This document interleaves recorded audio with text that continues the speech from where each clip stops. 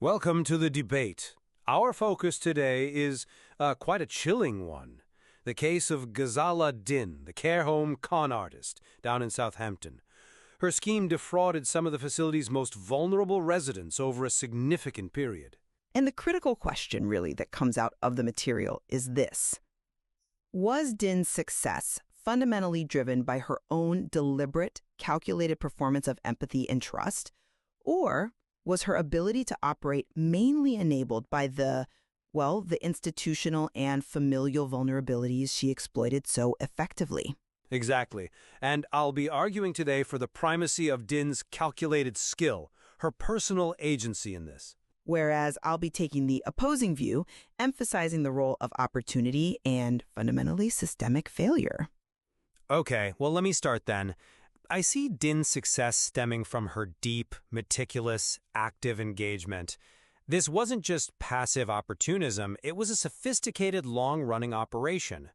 The material really emphasizes that her effectiveness came from a performance she knew by heart.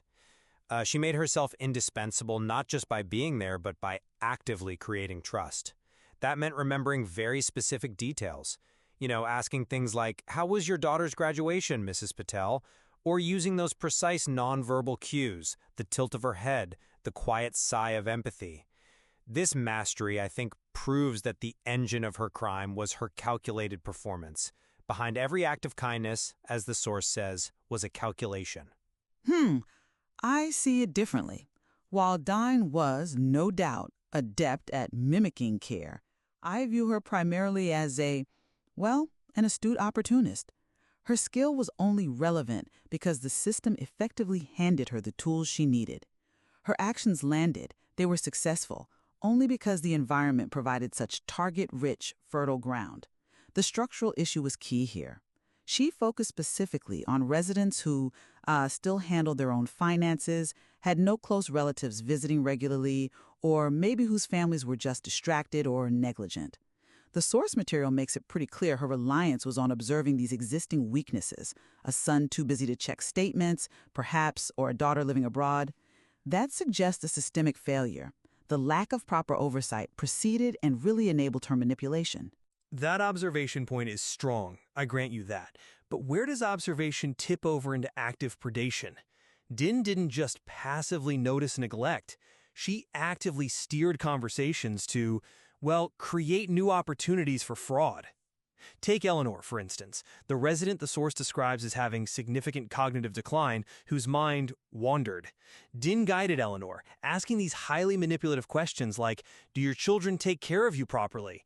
And then immediately, right after, introduced the idea of putting money in safe hands. Now that seems to me a clear act of initiating the fraud that led to the so-called donations. It wasn't just leveraging something already there. She created the condition needed for the money transfer. But I'm just not convinced that the manipulation was the sole foundation here.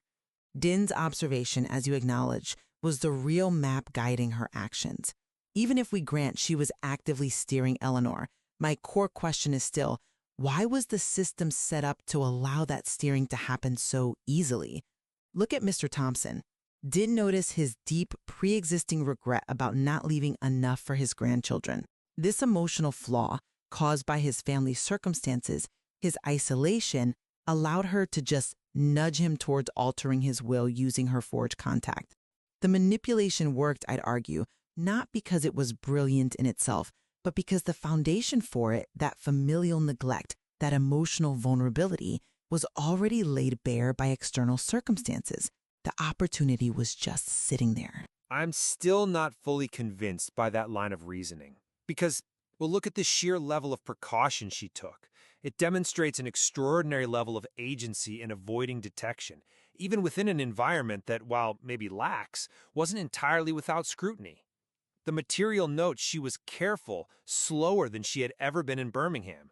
She implemented this painstaking strategy, pawning a necklace here, cashing a check there. This slow, calculated approach to evade discovery, it highlights her advanced, targeted skill in bypassing whatever oversight did exist. That makes her strategic planning the core factor, not just the gaps she slipped through. Okay, that's a compelling point about her planning, but the fact remains that none of the families noticed at first when Eleanor was writing these small checks. That fundamentally indicts the environment and the institutional control, doesn't it?